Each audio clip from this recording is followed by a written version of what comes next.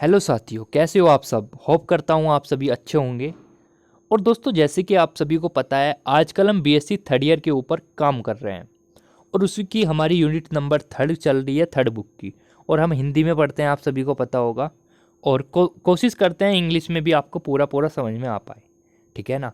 और दोस्तों, आज का जो हमारा टॉपिक है वो फिक्स्ड बायस थ्योरी। यानी पहले तो हम उसकी थ्योरी समझने वाले हैं कि जो भी आपके पेपर में थ्योरी से रिलेटेड क्वेश्चन बनेंगे। फिर उसके हम कुछ न्यूमेरिकल भी करने वाले हैं, लगभग 6 पार्ट में न्यूमेरिकल। मैंने दो दो न्यूमेरिकल में कराऊंगा, जिसके मैंने 6 पार्ट में डिवाइड कर रखा है, ठीक है ना।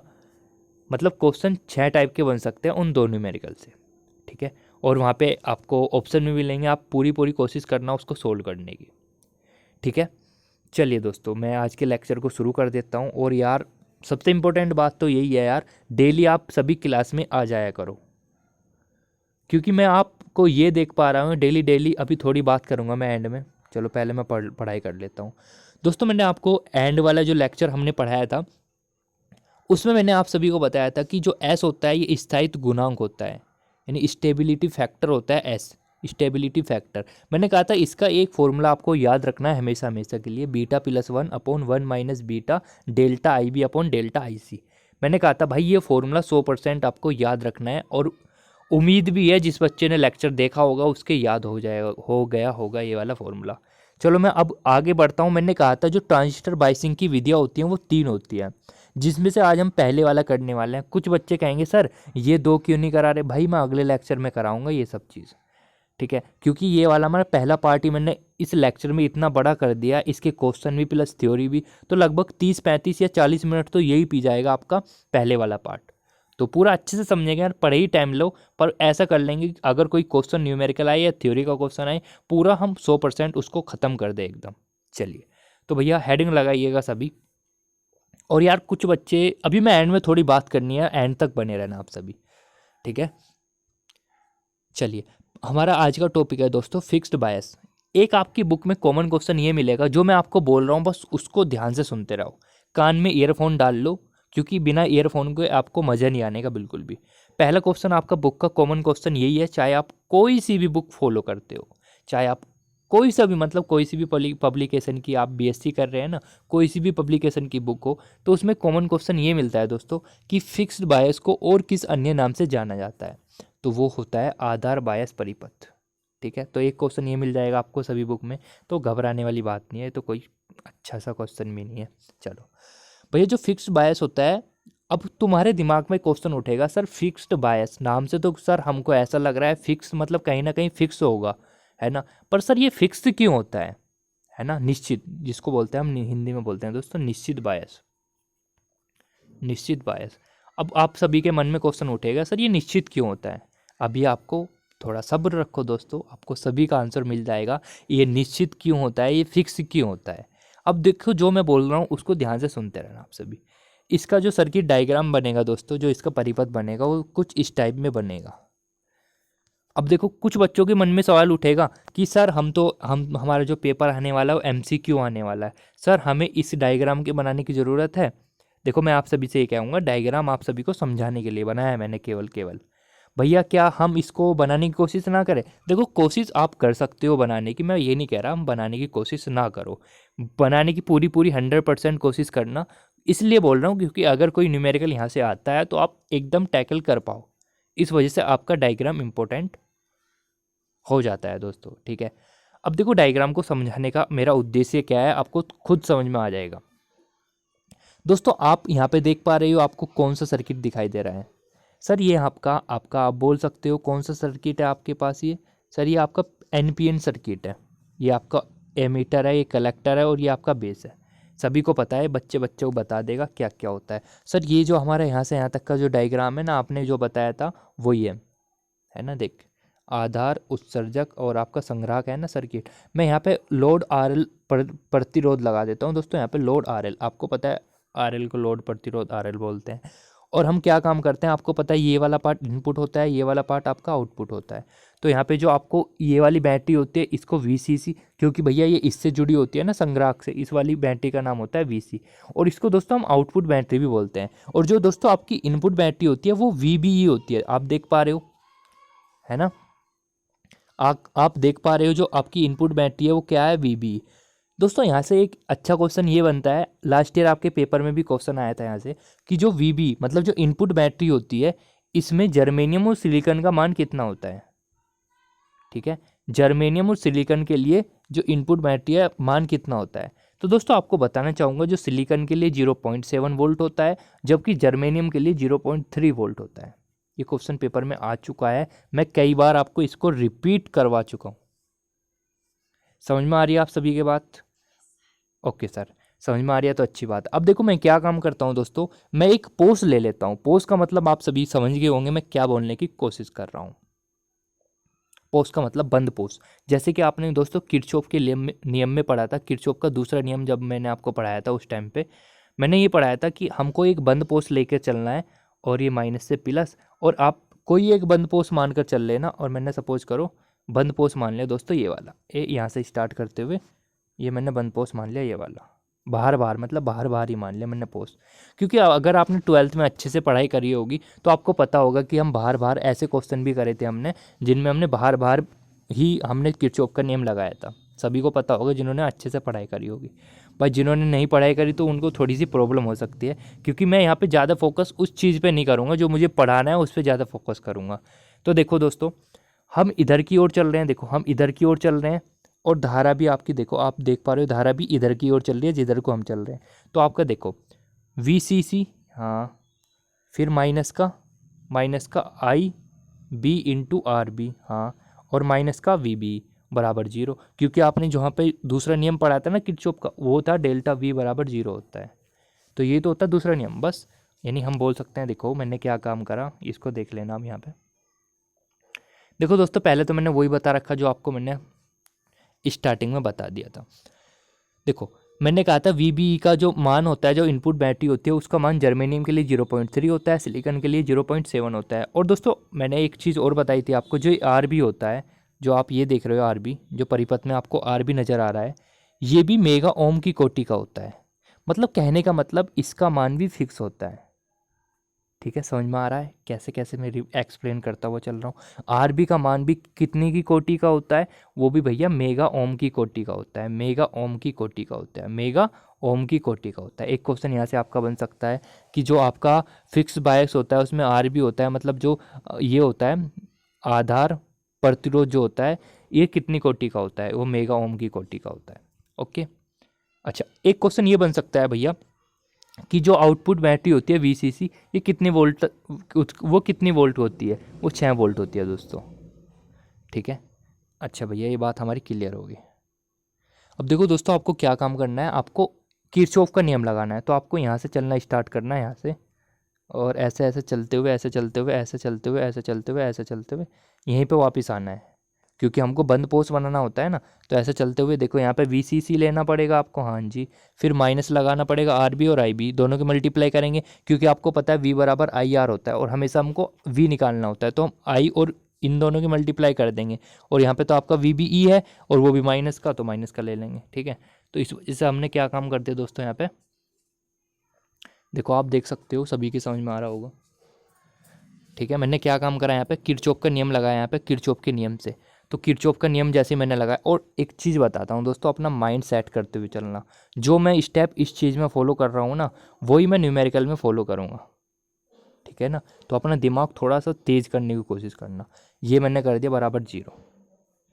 अच्छा बराबर, अब देखो मैंने क्या काम करा स्टूडेंट्स, इस वाली चीज़ को मैंने इधर रख दिया 0 की साइड में, तो ये प्लस का हो जाएगा, नहीं हो जाएगा? हाँ जी। अब यहाँ से आप IB का मान निकाल लेना और RB को इसके अपॉन में पूछा देना। हाँ जी सर, पूछा दिया।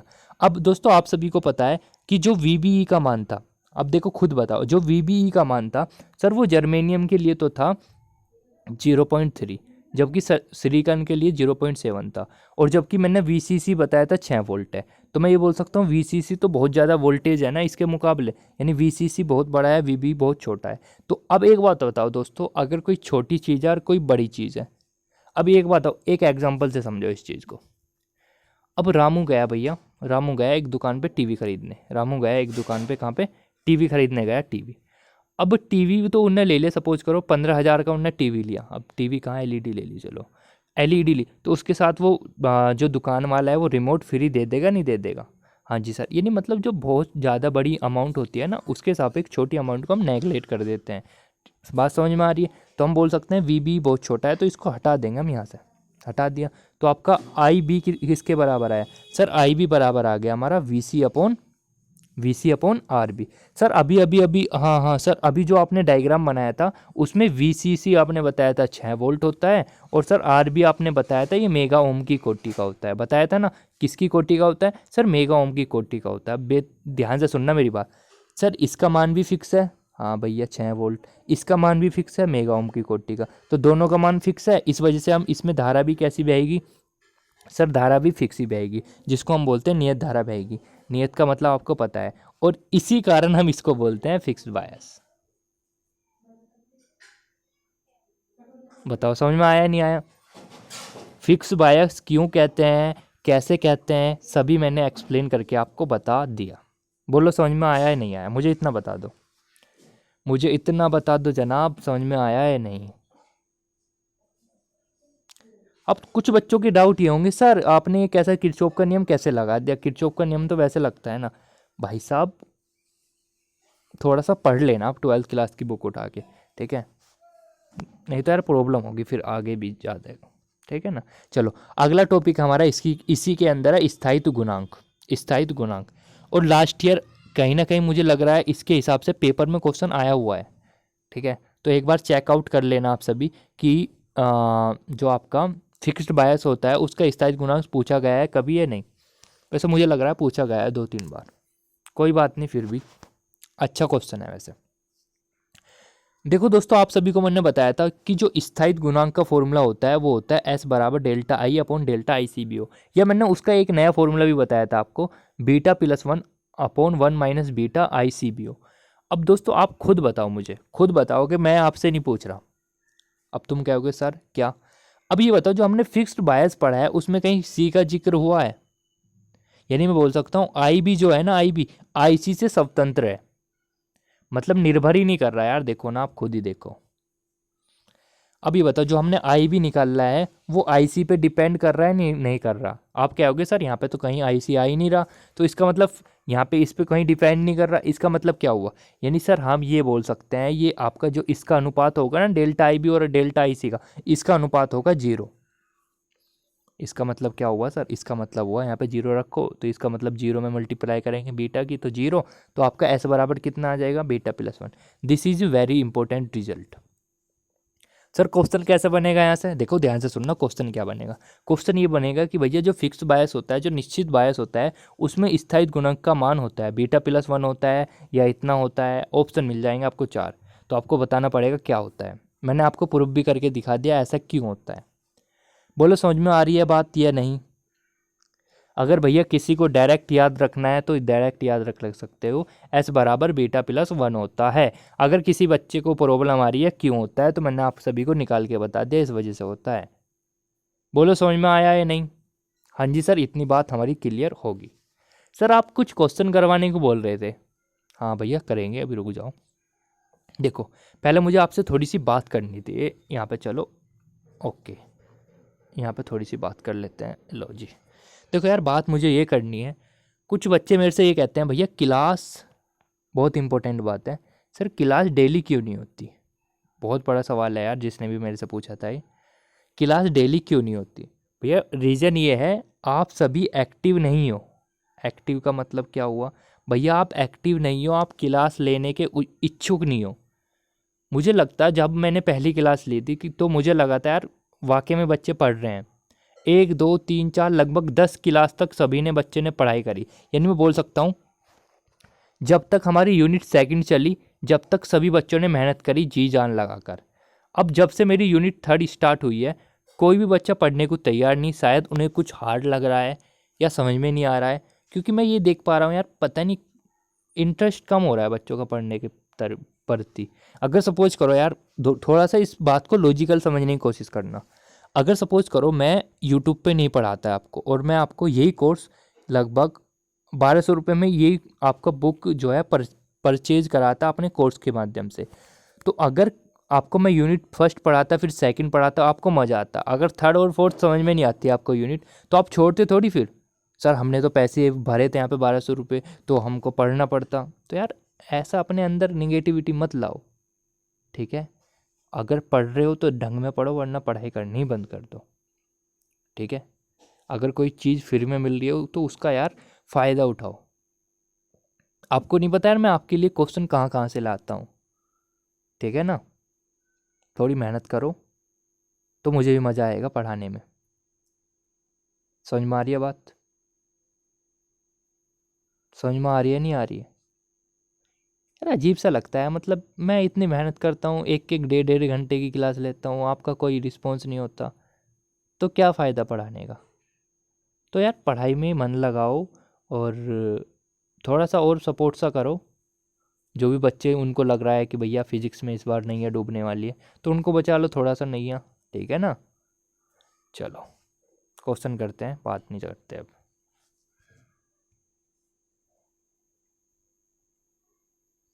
चलो चलते हैं, नहीं तो फिर तुम क्या होगे भैया।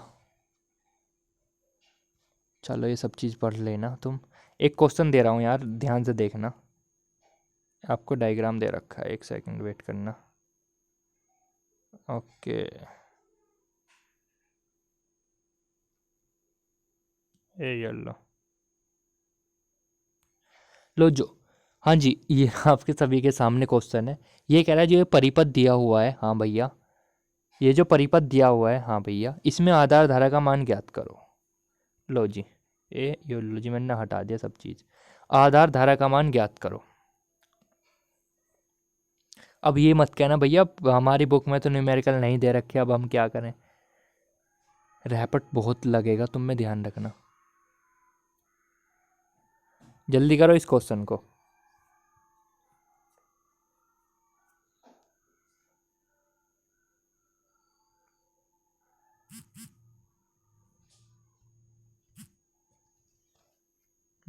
हाँ भाई बताओ, एक सेकंड वेट, बताओ जल्दी। क्वेश्चन का क्या आंसर आया? एक क्वेश्चन और है, फिर दूसरा क्वेश्चन, फिर दो क्वेश्चन और है आप सभी के सामने। लो जी, दूसरा पार्ट है इसका, संग्राहक धारा ज्ञात करो।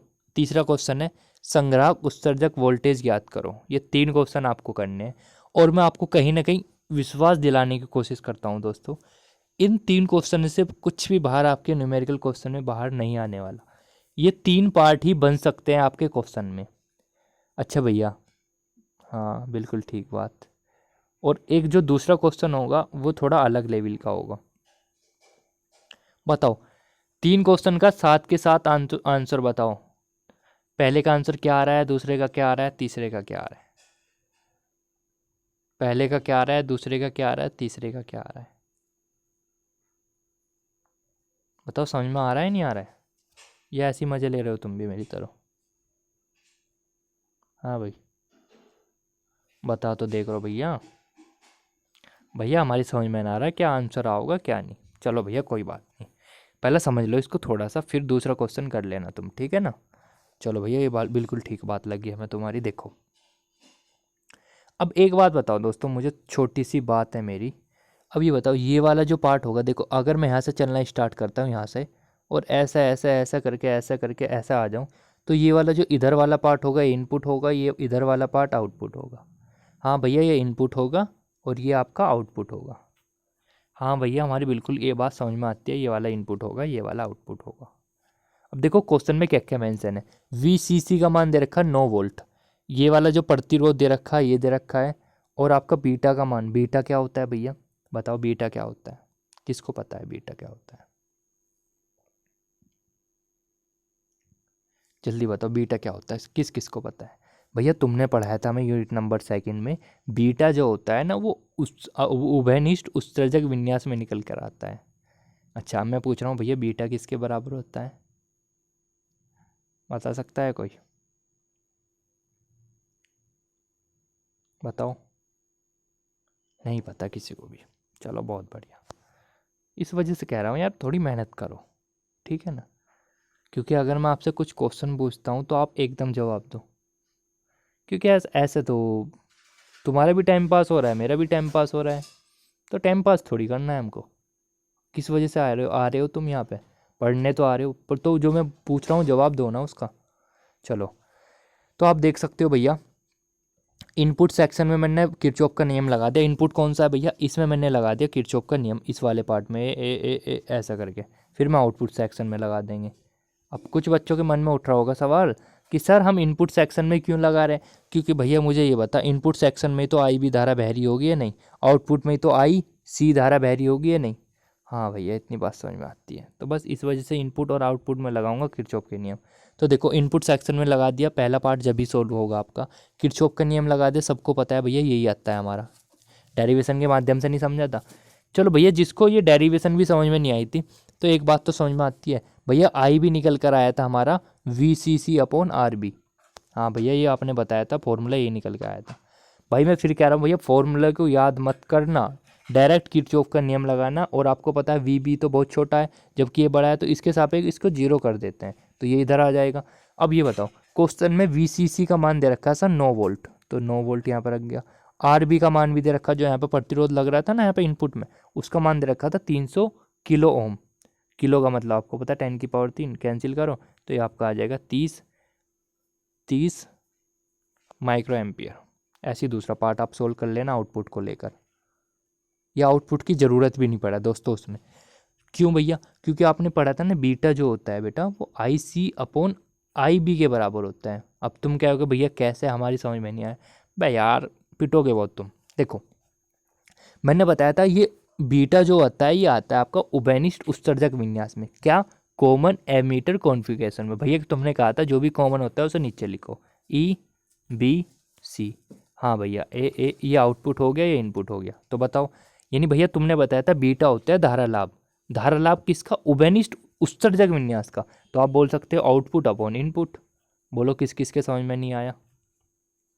हाँ भैया, ओहो भैया ऐसा निकल के आता है, मैं पागल हो यार, ऐसे ही आता है निकल के, ठीक है ना। अच्छा भैया, अगर अल्फा निकालना हो हमको, अल्फा कैसे है भैया, अल्फा होता है आधार उभयनिष्ठ विन्यास में, उभयनिष्ठ आधार विन्यास में, कॉमन बेस कॉन्फ़िगरेशन में। भैया इस बार कॉमन क्या है, कॉमन है भैया बेस, तो बेस को नीचे लिखो और आपका इमीटर को इधर लिखो, इसको इधर लिखो, तो बस ये इनपुट हो गया, या आउटपुट हो गया। तो भैया क्या, अल्फा बराबर आ जाएगा आपका आई सी अपॉन आई ई। बोलो किस किस को समझ में आया, किस किस को नहीं आया, क्योंकि अल्फा के ऊपर भी क्वेश्चन मिल सकते हैं आपको पेपर में, ध्यान रखना। अच्छा भैया, ये तो हमारा आसान था, बी पार्ट तो हो जाएगा, आई सी का मान तो हम आराम से निकाल लेंगे अगर हमने आई बी का मान निकाल लिया। हाँ जी भैया, बहुत अच्छी बात है आपकी। चलो, अब भैया वहाँ पे वो पूछ रहा है कि वी सी का मान क्या होगा, है ना, वही पूछ रहा है ना तीसरे क्वेश्चन में, वोल्टेज पूछ रहा है ना। हाँ देखो, संग्राहक उत्सर्जक वोल्टेज पूछ रहा है ना। तो आप एक काम करना, जो आउटपुट सेक्शन है ना, अब तुम क्या कहोगे भैया आउटपुट सेक्शन में क्यों लगा रहे हो, बताओ, बोलो सर आउटपुट सेक्शन में। भाई ये बताओ, सी और ई आपको कहाँ पे देखने को मिल रहे हैं सर, आउटपुट में ही तो देखने को मिल रहे हैं। तो इस वजह से आउटपुट सेक्शन में हमने ये लगा दिया किरचॉफ का नियम। तो बस आपका ये निकल के आ जाए, इसका मान पता है, इसका मान पता है, दोनों का वैल्यू रखो, तो आपका आंसर आ जाएगा 6 वोल्ट। एक दूसरा क्वेश्चन दे रहा हूँ, उसको ट्राई कर लेना सभी, वरना मेहनत बेकार रहेगी मेरी, वरना आज का आखिरी क्वेश्चन है वैसे भी, ठीक है ना। अब मैं कोशिश करूँगा तुम्हारी ऐसी 25-30 मिनट की क्लास लेने की डेली, क्योंकि पढ़ते तो तुम हो नहीं वैसे भी, और जब 25-30 मिनट में ही सारा काम हो रहा तो फालतू हमें टाइम वेस्ट करने का फ़ायदा ही क्या। ठीक है, चलो क्वेश्चन है, दिए गए चित्र में एक ही डायग्राम से दे रखा है पेपर में, और सारी वैल्यू दे रखी है। कह रहा है कि भैया आई सी का मान इतना है, वी सी का मान इतना है, बीटा का मान। अब कह रहा है भैया R1 और R2 का मान ज्ञात करो, R1 और R2 का। भैया ये तो दिक्कत पड़ेगी, कैसे भैया, देखो यार पागल हो तुम। देखो, इसमें किरचॉफ का नियम लगाओ, यहाँ से ऐसे ऐसे इनपुट सेक्शन में लगा दिया। हाँ भैया, इनपुट में जैसे ही तुम लगाओगे, देखो कैसे भैया, देखो किरचॉफ का नियम लगाओगे तुम इसमें, तो देखो यहाँ से चलना स्टार्ट कर रहे, V C C minus I B, हाँ भैया, इंटू R1, हाँ भैया, माइनस के, हाँ भैया क्या, वी वी क्या, वी बी ई बराबर क्या, जीरो। भैया तुमने कहा था वी सी जो है इसके सापेक्ष जीरो होता है, तो इसको हटा देंगे यहाँ से। हमको क्या निकालना, आर, इसका मान दे रखा क्वेश्चन में, इसका मान दे रखा, तो ये तो बहुत आराम से निकल जाएगा। हाँ भैया, यानी भैया हमारा R1 तो निकल गया। ऐसे ही इसमें आउटपुट सेक्शन में ले लेना, क्या, वी सी सी, कैसे करोगे, we C C minus R2, हाँ भैया, आई सी माइनस, हाँ भैया, वी सी ई, हाँ भैया, वी सी ई का मान दे रखा है, हाँ भैया, इसका मान R2 का निकालना है, IC का पता है, इसका मान पता है, तो बस निकाल नहीं सकते। ये लो भैया, दोनों क्वेश्चन मैंने आपको करा दिए, क्योंकि मैं ये नहीं चाहता आप थोड़ा प्रेशर लो दिमाग पे। मैं इस वजह से मुझे ही कराने पड़ते हैं, क्योंकि मुझे पता है तुम तो कोशिश नहीं करने के। तो R1 का मान कितना आ जाएगा? 530 आ जाएगा। तीसरे वाला आंसर ठीक है इसका। और जो दूसरे वाला क्वेश्चन था, कहाँ गया बी पार्ट? हाँ जी, बी पार्ट, हाँ, इसका दूसरे वाला आंसर आ जाएगा, दूसरे वाला 2 किलो ओम। हाँ भाई, अब देखो मैं कुछ बात बताने वाला था आपको। देखो यार, मुझे कहने में अच्छा से नहीं लगता, पर यार कहना पड़ता है मुझे, क्योंकि मुझे ऐसा लगता है कहीं ना कहीं आपका कॉन्फिडेंस थोड़ा गिर चुका है। तो यार उसको गिरने मत दो। आपको अगर ऐसा लग रहा है कि हमारे पे नहीं होगा, तो यार फिर किस पे होगा, ये तो बात बताओ। अगर आप इतनी मेहनत कर रहे हो, आपसे नहीं हो रहा, तो फिर और किसी से कैसा होगा? तो आप कर सकते हो यार, डेफिनेटली कर सकते हो। इस बात की टेंशन मत लो। कुछ बच्चे कहेंगे सर सीटी बज रही है पीछे। अरे वो खाना बन रहा है ना घर में, इस वजह से। ठीक है, तो टेंशन वेंशन मत लेना। पढ़ाई में ध्यान लगाओ अपना। पेपर बहुत नज़दीक हैं यार तुम्हारे। और वैसे तुम्हें तो ज़्यादा पढ़ना चाहिए ना, तुम तो ये कहो सर 2-2 4-4 घंटे की क्लास लो। पर क्लास जब ही लूँगा जब बहुत सारे बच्चे आ जाएंगे तुम जैसे, ठीक है ना। तो इस वजह से अपने दोस्तों को जोड़ने की कोशिश करो, ठीक है। और जो डेली पढ़ा रहा हूँ उसको डेली पढ़ते रहो, नहीं तो फिर बाद में प्रॉब्लम हो जाएगी, ठीक है। चलो धन्यवाद, ध्यान रखना आप सभी।